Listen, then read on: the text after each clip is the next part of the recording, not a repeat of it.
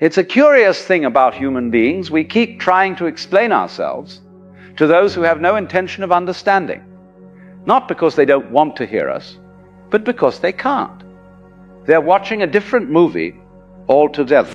And here you are, standing outside the theater, trying to explain the plot of your film to someone who's still convinced they're watching theirs. It's exhausting, isn't it?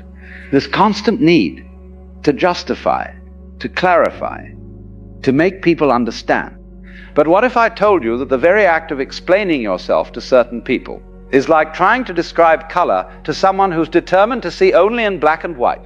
We've been taught that communication is the answer to everything, that if we could just find the right words, the perfect explanation, then surely people would understand.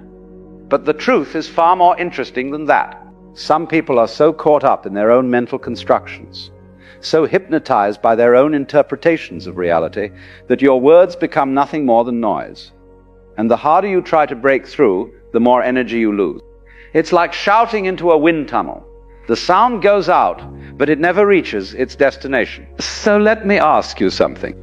How much of your life have you wasted trying to convince people who were never going to be convinced?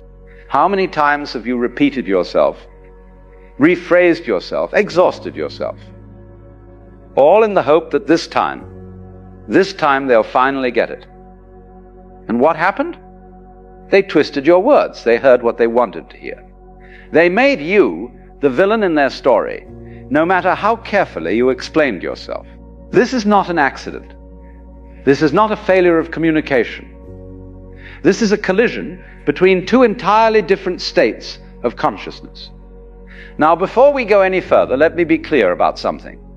I'm not talking about healthy disagreement. I'm not talking about people who genuinely want to understand you but see things differently. I'm talking about something else entirely. I'm talking about people who are living in a kind of trance, a self-created prison of beliefs and illusions, so solid that nothing you say can penetrate it. And the reason nothing penetrates is because they're not interested in truth. They're interested in being right. They're interested in protecting their version of reality, even if that version bears no resemblance to what's actually happening. The moment you realize this, everything changes, because you stop taking it personally. You stop thinking there's something wrong with your words. You realize that the problem was never your explanation. The problem is that you're speaking to someone who has already decided what you mean, what you are, and what you represent. And no amount of explaining will change that.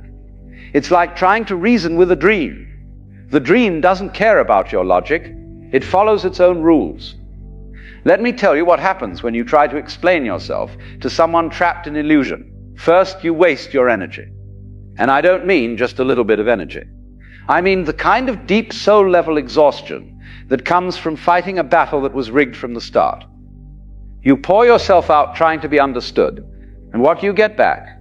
Confusion, accusations, more questions.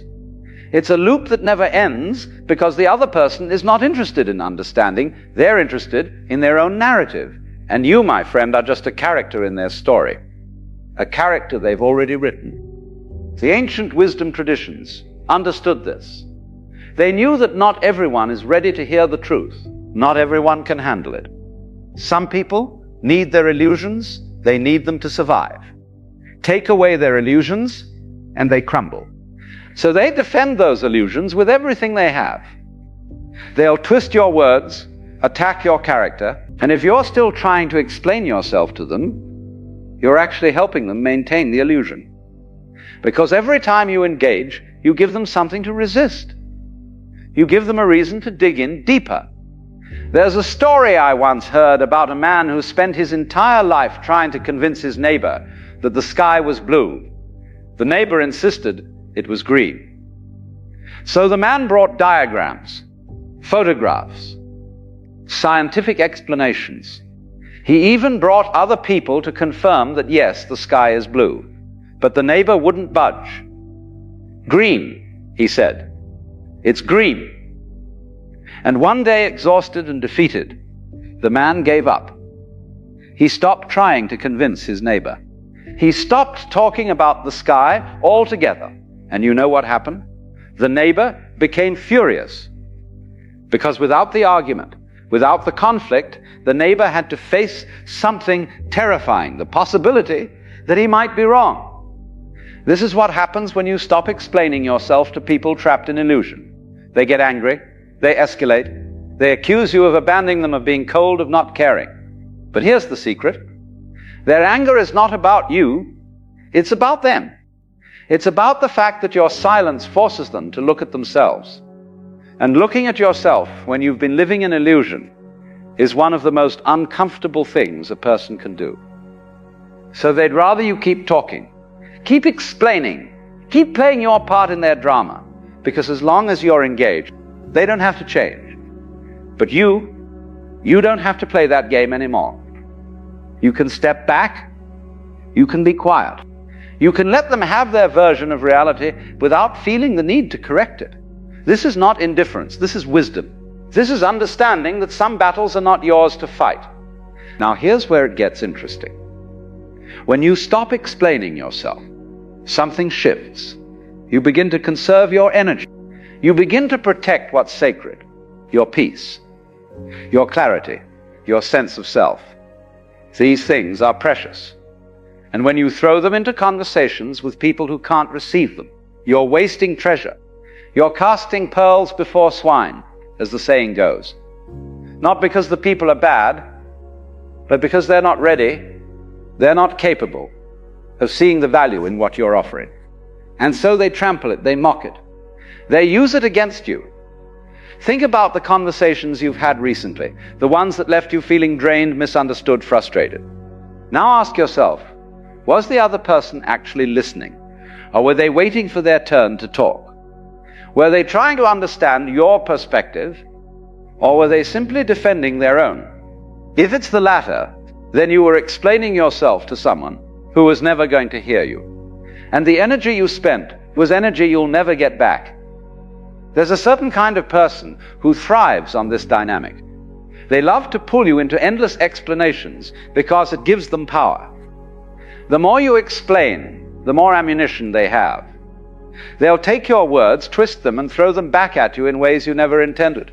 They'll say, "But you said this," when you said nothing of the sort.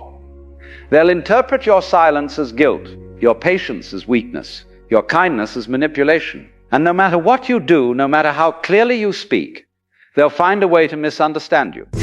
Because understanding you would require them to change, and change is terrifying. So what do? You stop. You stop explaining, you stop defending, you stop trying to make them see.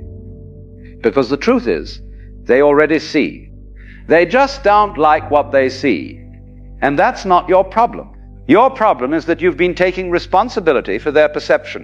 You've been acting as though their misunderstanding is your failure. But it's not. Their misunderstanding is their choice.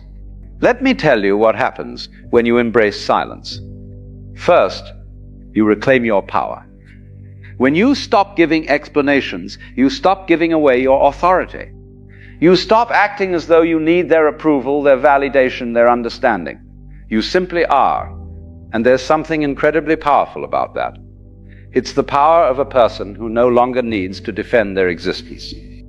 The power of someone who knows their worth is not determined by whether others can see it. Second, you create space.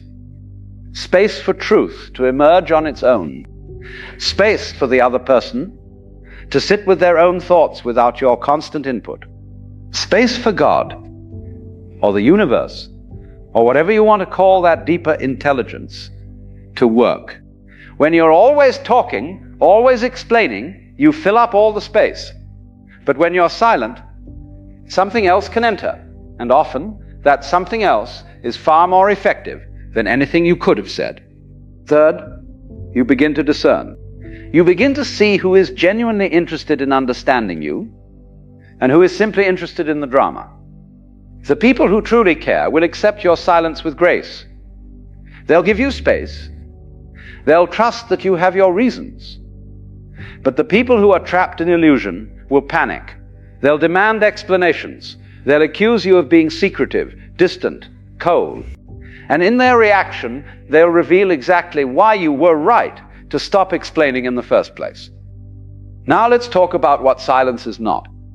Silence is not avoidance.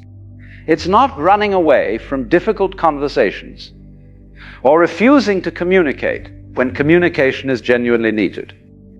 Silence is discernment. It's knowing when words will help and when they'll only make things worse. It's recognizing that some people are not ready for your truth, and that's okay. You don't need everyone to be ready. You just need to be wise enough not to waste your pearls on those who can't appreciate them. Silence is also not punishment. It's not a way of getting back at someone or making them feel bad. It's simply a boundary, a way of saying, I will not participate in this particular dance anymore. Because the dance of endless explanation is exhausting. It keeps you small. It keeps you stuck. And it keeps the other person stuck too, because they never have to face their own illusions, as long as you're there to argue with them. Here's the thing about illusion. It's comfortable. It's familiar. People build entire identities around their illusions.